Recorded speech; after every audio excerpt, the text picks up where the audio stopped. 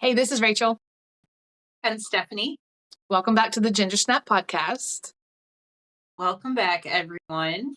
Our last episode that we filmed, we were talking about boundaries and burnout. And this is part 2. We're going to be continuing that conversation today.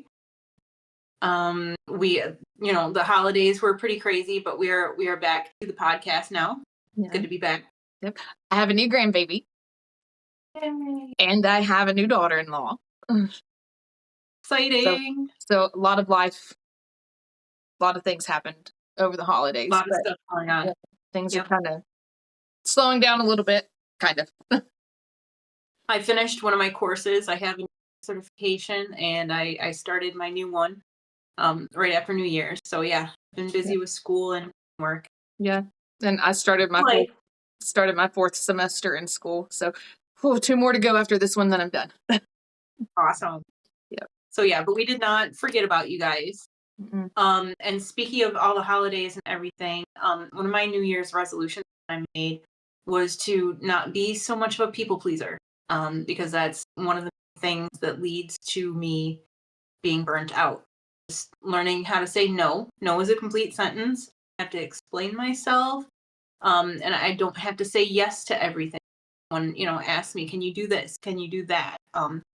And I have a lot of anxiety over that because I get worried about like what the other person's reaction is going to be. Because in my past, when I was younger, I learned to be a people pleaser. I learned that I had to earn approval and earn, being loved and everything. I am now working on just being good enough as I am and being able to set that boundary so that I don't drain my.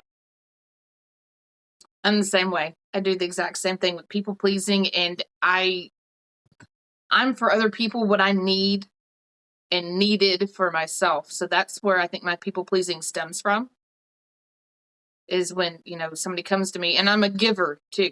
So it's not that I'm trying to make everybody happy. It's just part of my natural nature to want to help people. Even that's my career, helping other people. But Mine too. It's it's just it's hard to separate the two. You have to have that clear boundary, even with family. Unfortunately, I think that's a lot of that stems from from that. So I didn't really make any New Year's resolutions. I have the same goals that as you do, as far as making those boundaries and keeping them, not swaying from them, not letting other people kind of sway you or influence you. Just like, oh, hey, why can't you just, whatever. Like, I have a strict boundary. I can't do that. And I can see where the anxiety plays a big part in that too, because you don't want to disappoint people, but you have to do what's right for you. And it's like you said, it's okay to say no. No is a complaint sentence. And actually, that just made me think of James Vanderbeek just posted a TikTok earlier today that I added to my story on my personal page. Mm-hmm. And he was talking about New Year's resolutions and stuff. And he was saying how like people should make those in the spring rather than in January, because that's kind of when like nature resets and restarts. Everything, gets warm, the flowers start blooming, birds come out and everything. And and he was saying like, hey, who out there has made New Year's resolutions and who has kept them? Because if you haven't kept them yet, it's not really your fault, because winter, a lot of people get, seasonal affective disorder and get depressed in the wintertime. And it's harder to push yourself to start new things in the wintertime. And he made this really nice TikTok. It was very Dawson coded, actually. Like I literally, I know he was Dawson anyway, but like I can picture like the character Dawson saying all of this as I was watching. It was very calming, actually. And I thought, I never thought about that. So he said he was just going to take this winter to just kind of rest and, just kind of let himself just be basically, and, start start a new spring thing? I think this would be a great time for people that journal. This time of Mm-hmm. year would be great for journaling and having just kind of brainstorming the ideas. What do I see for myself in this year? How do I want to end this year? And just kind of build up to that. And I love that idea of actually making the resolution in the spring, because everything, if you think of the weather and everything and how the flowers and the trees and everything, they die and then they bloom back and all that, that's the transformation. And I've kind of been talking with my therapist about using that same scenario. It Mm-hmm. makes a whole lot of sense, and it's so simple how we just overlook things like that you can associate with your mental health, and it just makes it easier to Mm-hmm. comprehend. Mm-hmm. Before that, I'd never thought about it in that way.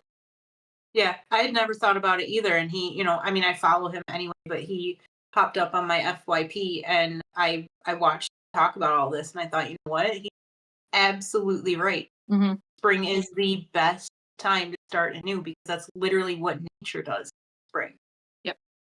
So yeah, I think like kind of resting, journaling. I love podcasts. I follow a lot of podcasts. So and I take notes a lot of the times, like when I watch mental health podcasts stuff, or even like interviews with celebrities and everything about like their lives that they've gone through, the ones that, battle with their own mental health. And I'll take and kind of reflect and like relate it to my own that I've gone through. So it's yeah, it's a time to be introspective and let our souls get some rest before we bloom. Just be still and reflect. Yeah, I love the word bloom. I used to follow, well, I mean, I still do, but the band Period, which is kind of no more. They are not what they originally started out to be. And, you know, most famous for their song If I Die Young. And Kimberly went out on her own as a solo artist and did a part 2 of that song. And if you've Nice. not heard part 2, it is an amazing continuation of part 1, and talking about you know blooming literally, and seeing and looking back at your growth, but don't forget where you started from. Mm-hmm. Look back and look where you've come from, and now you're blooming into a new season. Right. Exactly. Actually a big fan of part 2 song. That might be an unpopular opinion, but I like to see like people's growth Mm-hmm. and perspectives change Yep. as time goes on, and as people get more life experience and they look back and see different situations, almost kind of like a new person, like they have this whole different mindset, being like older and wiser, Right. at the risk of sounding cheesy or whatever, but it's true. Mhm. True. So yeah, that's a really good.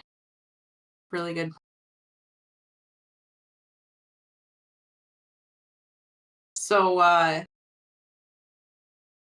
what's um what's one thing that you want to focus on this year, as far as like setting boundaries stuff, so that you don't get burnt out? So, like, with not getting into like too much depth, because um this could be an episode all on its own. With Yeah. therapy, I started this year out with EMDR. And if you don't know what that is, do your research, look it up. It's not something that is, I'm not going to say it's frowned upon in the psychiatric world. It's not really the norm. It's not exactly hypnosis, but it kind of puts you in that feeling of the rapid eye movement that you get during REM sleep, but you're fully awake. Um, Obviously, you can hear, respond, I've done it with my eyes opened and my eyes closed with my therapist. Um, and we've not really dug really deep into it just yet. I'm still in the early stages of that and knowing my boundaries with that therapy. Um, he has me or had me create just a safe space where I could put certain memories that I need to address, but I have to work on those memories a little bit at a time. And so I call it my cookie jar. He said, you need something that is, some type of container, whatever. Doesn't have to have a lock on it. It needs to have a lid. It needs to be something secure that you can put these memories in. And I'm like, okay, well, I want something that I can close it if I need to. It can be easily opened if I need to. Let's just call it a cookie jar. Yeah. Mm-hmm. So I've learned that there's some topics that I can talk about. You have your trigger moments, whatever. I don't feel Oh triggered. yeah. I don't feel triggered in therapy only because I go in with the mindset of these are the things that I need to work on. These are the things that I need to have closure with.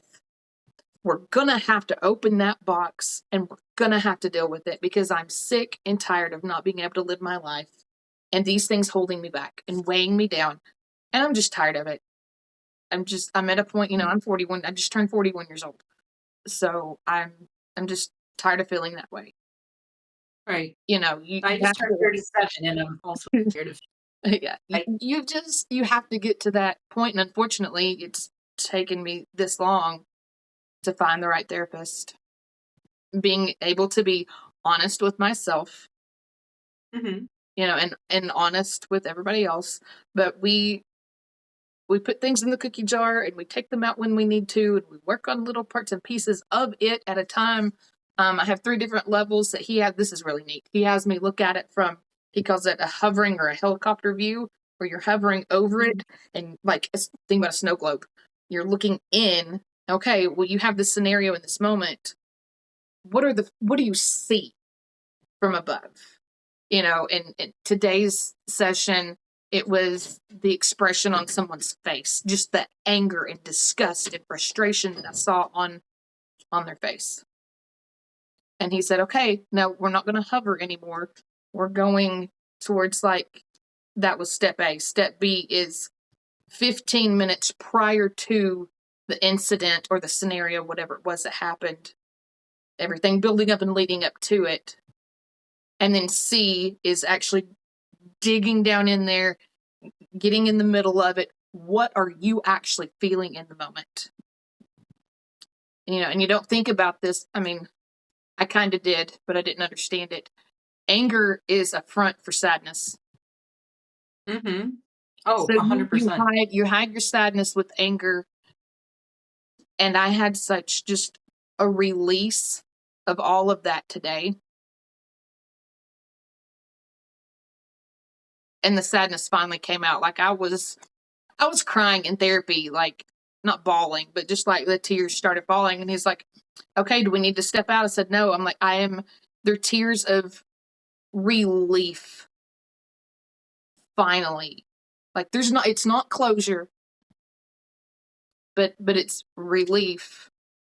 And I can take this memory and it's going to go back in my cookie jar because we need to bring it back and address other things that happened in that scenario. Um, but I mean, we just barely dug into Mhm. it a little bit. I couldn't go all the way. I had to stop. And that's okay. Yeah. Oh, yeah. You can go as fast or as slow as you need to with EMDR. Um, so I think that's really going to be very beneficial once we really get into all of my core issues that I've Mhm. been holding on to for years. So being able Yeah. to having boundaries that way too, to say, okay, even in therapy, this is enough for today. I can't, if I need to, I know that I can do that. Yeah. Right. That So, is awesome. I loved EMDR when I did it, and actually you just jogged my memory because mine was the underground and it was a coffin. oh, that didn't even Yeah. come to mind. Like I was thinking about a safe with a lock or a gun case or, fireproof box with a key and, just a whole bunch of different stuff. But I didn't, yeah, I can Yeah, see that. mine was a coffin that I buried, and I called it the underground. Mm. I mean, hey, Yeah. that, you need to bury your past. Once you Mhm. get the closure and it's gone, it's done with. Like it's, Yeah. That was me that makes laying sense. those things to rest, acknowledging them, processing them, and then laying Yeah. so that I could healing and moving on, but still acknowledging that it happened. I had to stop gaslighting myself on a lot Mhm. of things, because I Yeah. grew up being gaslit and not really having Mhm. any adults around me um, that really saw me and that saw, how certain things were affecting me, and just got called spoiled all, and Yeah. a lot of things got overlooked or just swept under the rug, and they needed to be acknowledged. Or it's So just, let's get you medicated. Let's put you on something and not follow yeah. through. Or, what is it that's really bothering you? We've talked about this in previous episodes. Well, I don't know what it is. I don't Mhm. know what's wrong. I didn't know how to express those feelings because I honestly did not know. It took me until I was, I think, 30, 32 or 33. It's been about 4 or 5 years now to really dig to the root cause of my trauma and where it started. And once I did that, my entire perspective changed. I mean, I was already a grown woman and mom and everything. Mhm. So, I can look at it, through the eyes of an adult and a mother, and like, wow, I shouldn't have gone through those things. But there was still a lot that I didn't have a clear perspective of, because my vision of my past upbringing is so clouded by being gaslit, essentially. But once I was able to dig down to the root cause through my therapy note and everything, my former therapist, I was like, you know what? None of this was my fault. Huh. I've been blaming myself for years. None of this was my fault. No wonder I was so mentally exhausted by the time I graduated high school. I spent my first, I think, entire year after graduating having no energy, no mental energy, no physical energy, just Feel like a zombie. I was a zombie. I was just going through the motions. I wasn't really living. Yeah. That was the worst burnout of my life. Even, things that I've gone through in more recent years, stuff in, like, in the past, almost 12 years of being a mom, and dealing with exhaustion from that, and going through, postpartum depression and stuff, having kids, 2 years in a row. Um, I was not as drained as I was 18 years old and had just graduated high school, because I went through a lot and really didn't have very much support. I started therapy when I was 16, um, which was about 6 years too late. And I didn't really Yeah. know, just because of, you know, my clouded view of everything, and still kind of blaming myself, because that's all I was ever told, was like, well, it's your fault. It's your fault. And, I didn't have the words to articulate things thoroughly in therapy yet. I didn't really know how to express that, because I didn't fully see it yet. I just knew I was exhausted and I couldn't understand why. Now I know. Yeah. So yeah, It- boundaries are important, because I wasn't really allowed to have it. no, I wasn't either. God forbid I say no. Right. Right. I had to go Exactly. along Yeah. with whatever. And even like you talking about the gaslighting, that made me feel even crazier. Am Hmm. I imagining this? Did this scenario really happen? especially when I was Right. younger, and it would be like, no, I didn't do that. You're imagining things, or I did this. I'm like, no, to the point where, was it last year before? I can't remember. It was, no, you're not going to change my narrative because I know what I remember. You are not going to tell me that this didn't happen. I know it happened. Right. Period. Right. And I got up and I walked And out. Like that was it for me for that good. conversation. I'm proud of you. Good for you. Yeah. My thing was always, well, maybe it wasn't that bad. Yeah. Like, yes, these things happen, but maybe because I always, always was told, you're not looking, Yeah. Or are you? you're not seeing it, Yeah. you're not thinking the right way. No, I experienced that from my point of view. I know how it affected. I was not making too big of a deal out of it. Yeah. It Or was a being, huge deal. And I remember going through once, I was going through my therapy note stuff, and like my she kept copies of like the homework she would give me, like things I would write and stuff. And I just remember sitting with like a bunch of that stuff on my lap in therapy and just looking over all of it. And I remember I said to my therapist, like, I was really surrounded by a lot of sick adults, and none of this was my fault. It's like, you're absolutely right. None of it was your fault.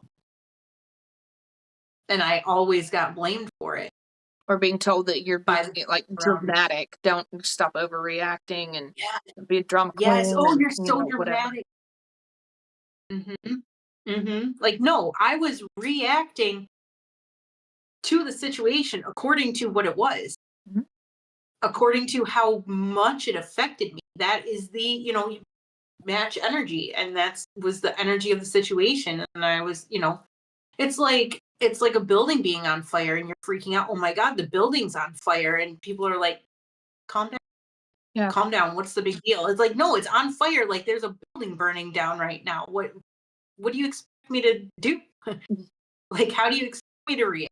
Yeah. you know it was that kind of thing. And that was how I developed my or part of it anyway. That's a lot of what led to it, was, just basically being told to calm down, and I was being too dramatic, and I wasn't taught how to regulate my emotions, which is exhausting in itself. That's another thing that leads to burnout.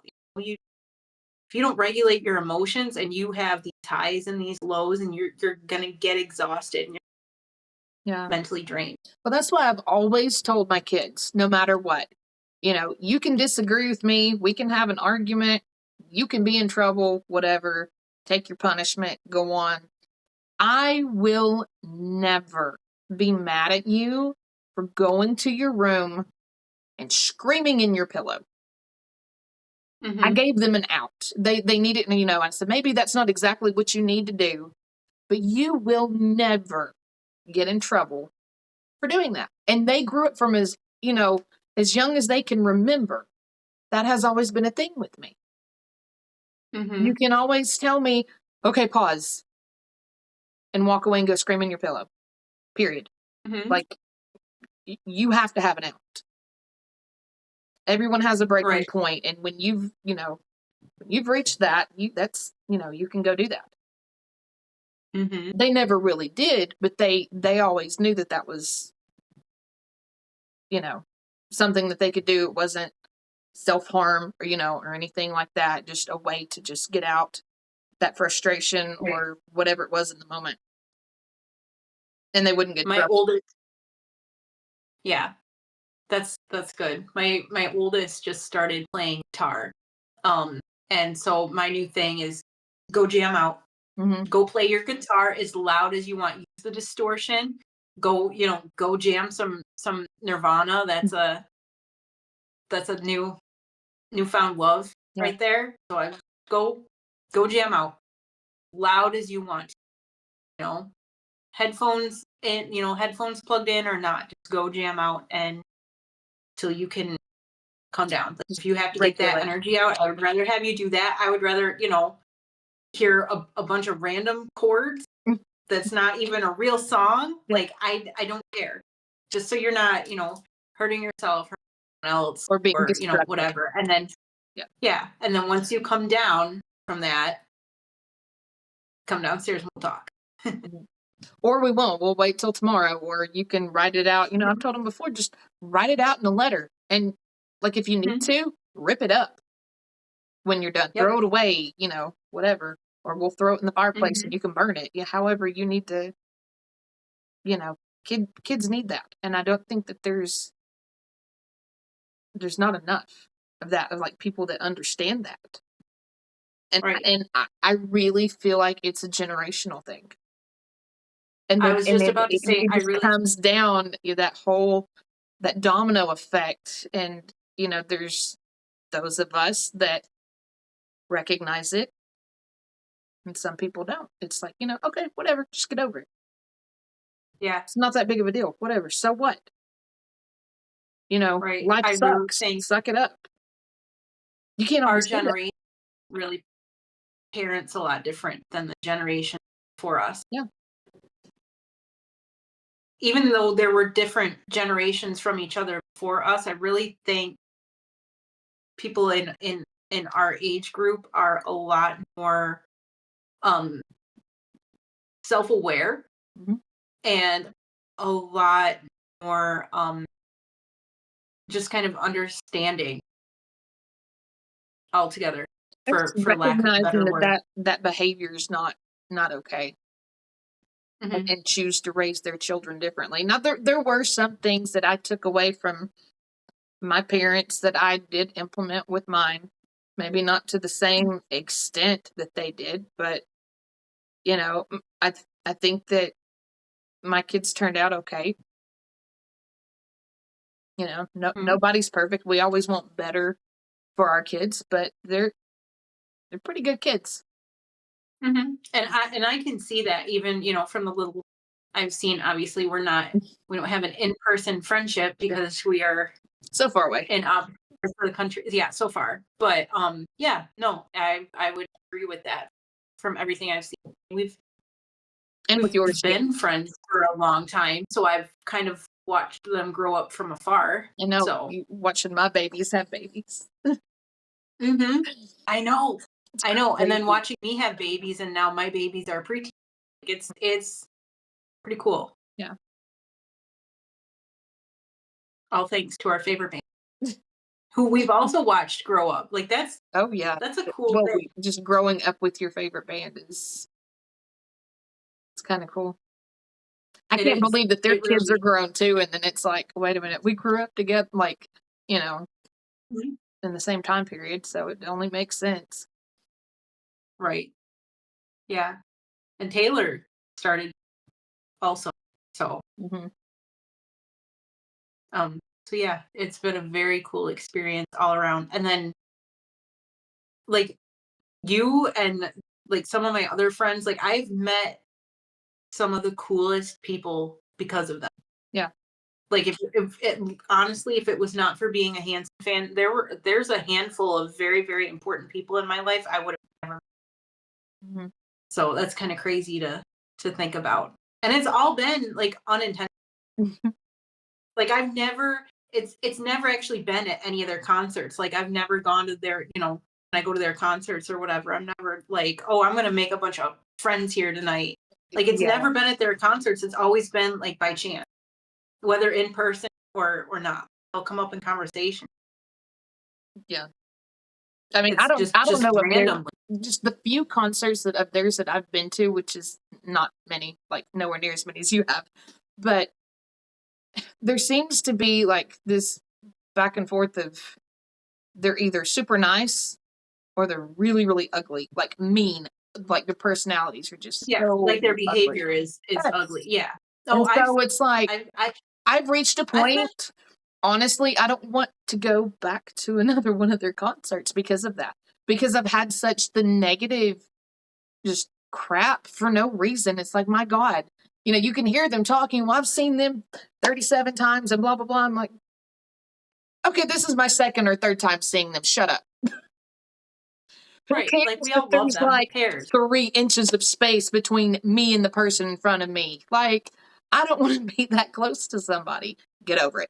Right, right. Boundaries. Yeah. And boundaries. There we Please, go. please, just We go find boundaries. everywhere. Yeah, no, it's definitely important to Mhm. not stretch yourself too thin or whatever, and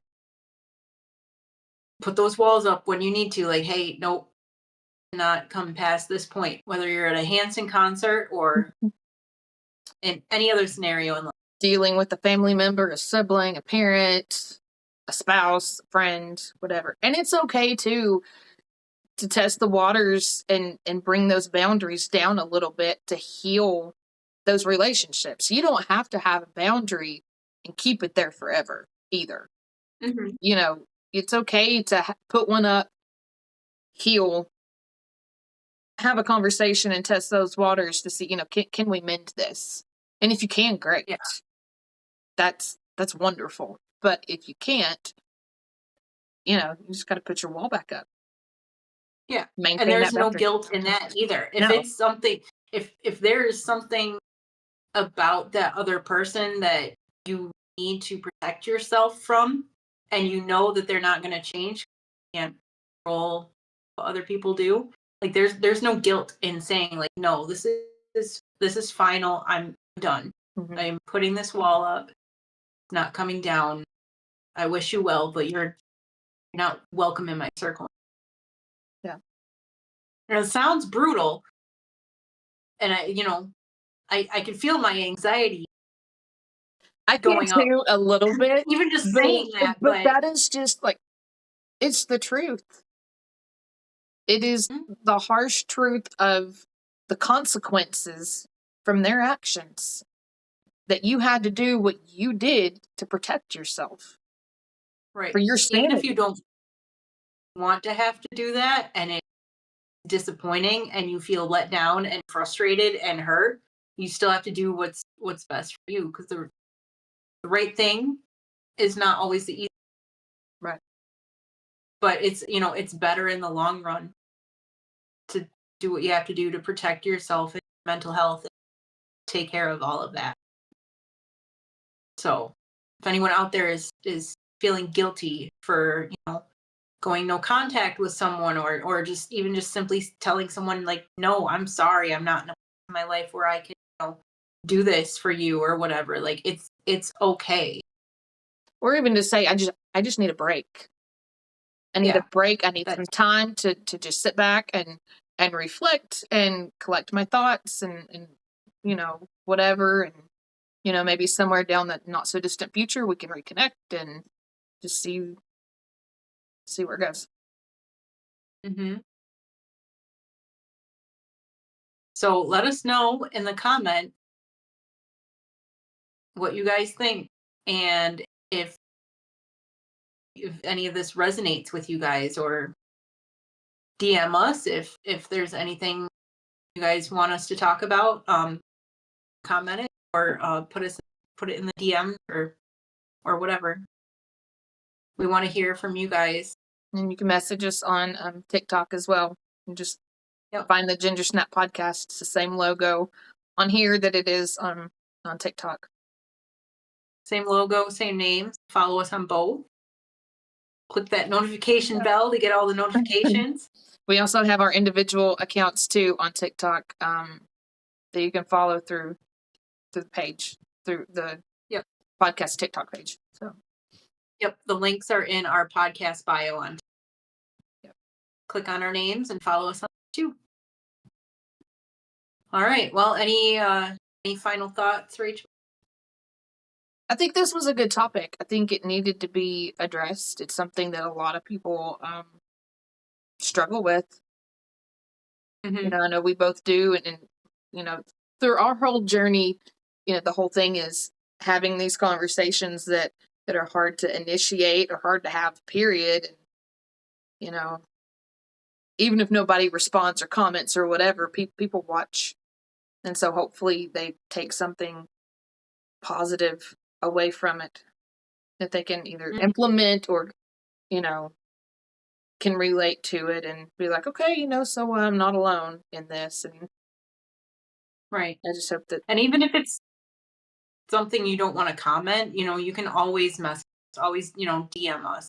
Even if you just need to vent about something and need like an objective point of view or whatever. We're here for anyone and everyone. With no judgment. No judgment, And just no and a none of reminder that. that we are not mental health professionals. This is strictly a, from our point of views, being two people that both struggle with mental health as well. Like I said, just opening up or starting those conversations that are hard to have. So don't take it as clinical medical advice. This is just, Right. our experiences and our opinions. Just offering everyone, support in a place where, you can feel comfortable, hopefully. Or even if you just want to listen and you just want to, comment on what we say or whatever, and you don't really want to share your own experience with others, if you want to keep that to yourself, still we're here for everyone. So till next time, this has been the Ginger Snap podcast. We still gotta figure out an outro. Yeah. Sorry, we're still new to this. So yeah, we will see you guys soon. Hopefully Comment. Hopefully we'll get back on schedule and not have such a gap next episode. So keep checking back. 2026, we are gonna get ourselves together. We are gonna get this podcast rolling. We're gonna get into our groove. We're gonna find our groove. We're going to transform and bloom, and it's going to be awesome. Yes, bloom. That's the word of the year. Yep. For our podcast, we're gonna bloom. Little podcast that could to the not so little podcast that did. There we go. Yeah. I like it. Sounds like a plan. All right. We will talk to you guys soon. Have a wonderful week. And good weekend. Yeah. Rock on, everyone.